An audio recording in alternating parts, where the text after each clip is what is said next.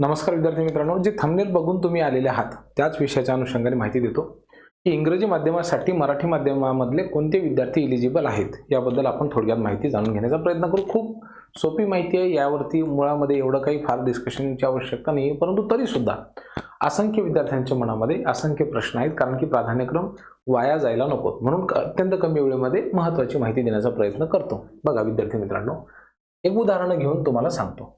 समजा एक जिल्हा परिषद आहे, कुठलीही तुम्ही कन्सिडर करा, आपण पुणे जिल्हा परिषद कन्सिडर करू, ठीक आहे, सोपं शब्दामध्ये। एक पुण्याची जिल्हा परिषद आहे, ठीक आहे। या ठिकाणी 6वी ते 8वी साठी काही जागा आलेल्या आहेत, ठीक आहे। कोणती जागा आहे? ह्या जागा आहेत लँग्वेज मध्ये, भाषेच्या जागेमध्ये कोणकोणत्या आहेत बघा।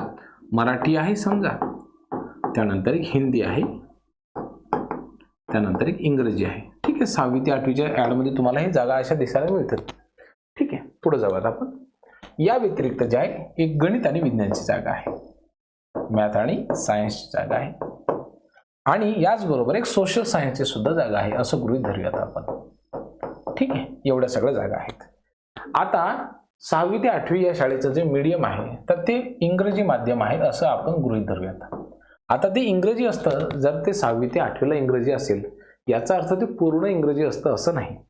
याचा अर्थ असा असतो की ती जी शाळा आहे ती सेमी इंग्लिश माध्यमाची आहे, ठीक आहे, सेमी इंग्लिशची। आता सेमी इंग्लिशचा अर्थ काय होतो? बेसिकली तुम्हाला माहिती आहे काय आहे की काही विषय मराठीमध्ये असतील, काही विषय हे इंग्रजी भाषेमध्ये असतील। आता यामध्ये इंग्रजीचा जो अट आहे ते आपण बघितलं तर हा मॅथ आणि सायन्स जो आहे ना तो बेसिकली इंग्लिशमध्ये असतो।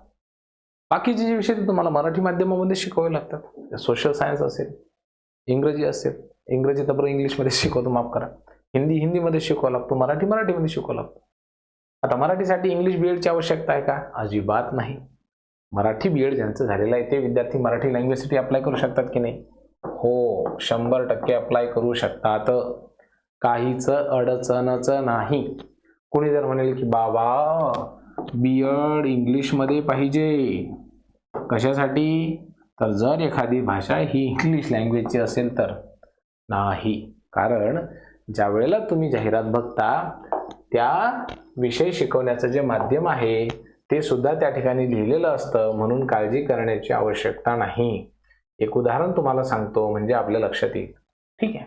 बघा किती सोपं असतं हे। बघा, ही 6वी ते 8वीची एक जागा आहे, ठीक आहे। मराठी माध्यम आहे, शाळेचं माध्यम कुठलं आहे? मराठी आहे, सोपं आहे की नाही? बघा, पण हा जो 6वी ते 8वी गणित विषय शिकवण्याचं जे माध्यम आहे ते कुठलं आहे? मराठी आहे। या ठिकाणी कोण एलिजिबल असतो? साहजिकच आहे, ज्याचं मराठीमध्ये बीएड झालेलं आहे तो एलिजिबल आहे। सोबतच ज्याचं मराठी इंग्लिशमध्ये बीएड झालेलं आहे आणि 10वीला मराठी हा विषय होतो भाषा म्हणून, तो सुद्धा या ठिकाणी एलिजिबल आहे, तोही अप्लाय करू शकतो, ठीक आहे। आता इथे बघा, मराठीची 9वी 10वीची जागा आहे, ठीक आहे। इथे भाषा हा विषय आहे आणि शिकवण्याचं माध्यम इथं काही लिहिलेलं आहे का? नाही लिहिलेलं आहे।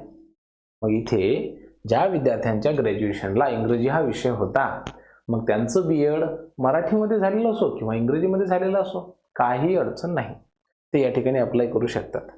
ही जरी शाळा सेमी इंग्लिश असली तरी सुद्धा लक्षामध्ये इथं माध्यम लक्षात येईल कसं? मराठी की इंग्रजी आहे, तर ते इंग्रजी विषय तो इंग्रजीमध्ये शिकवावा लागेल, पण याच्यासाठी इंग्लिश बीएड असणं गरजेचं आहे का? नाही, ते अप्लाय करू शकतात। सेमी इंग्लिशच्या शाळेवरती जर शिकवण्याचं माध्यम इंग्रजी असेल तर तुम्हाला इंग्रजी मीडियमचेच विद्यार्थी घेतील, ठीक आहे। आता त्याच्यासाठी एक उदाहरण घेऊ आपण, सोपं, ठीक आहे। आपण बघूयात आपल्याकडे एखादी अशी जाहिरात आहे का की ज्याच्यामध्ये टीचिंगचं जे मीडियम आहे ते इंग्लिश आहे, ठीक आहे। असं असू शकते एखादी जाहिरात आपल्याकडे। एक मिनिट आपण बघण्याचा प्रयत्न करू, नसलं तर मी तुम्हाला ते उदाहरणासहित समजून सांगतो, एकच सेकंद बघू, असलं तर ठीक आहे। हे सर्व इंग्रजीमध्येच आहे, मराठीमध्ये आहे। हा, एक याच्यावरून उदाहरण घेऊ, ठीक आहे। हे बघा, समजा इथं शिकवण्याचं जे माध्यम आहे हे मराठी आहे, पण इथं जर समजा इंग्रजी असतं तर मग कोणी एलिजिबल राहतं असा प्रश्न आहे। बघा, आता हे 1 ते 5 ची जागा आहे की नाही, ठीक आहे।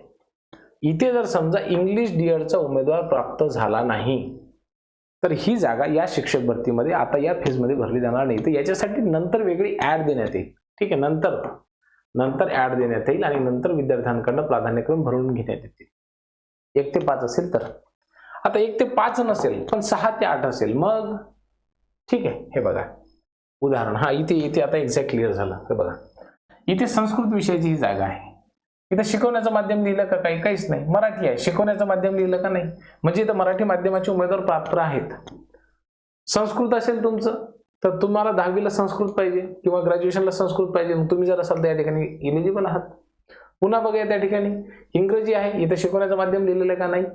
म्हणजे तुमचं बीएड मराठीमध्ये असू द्या किंवा इंग्लिशमध्ये असू द्या तरी सुद्धा तुम्ही या ठिकाणी पात्र आहात. पुढे जाऊयात आपण.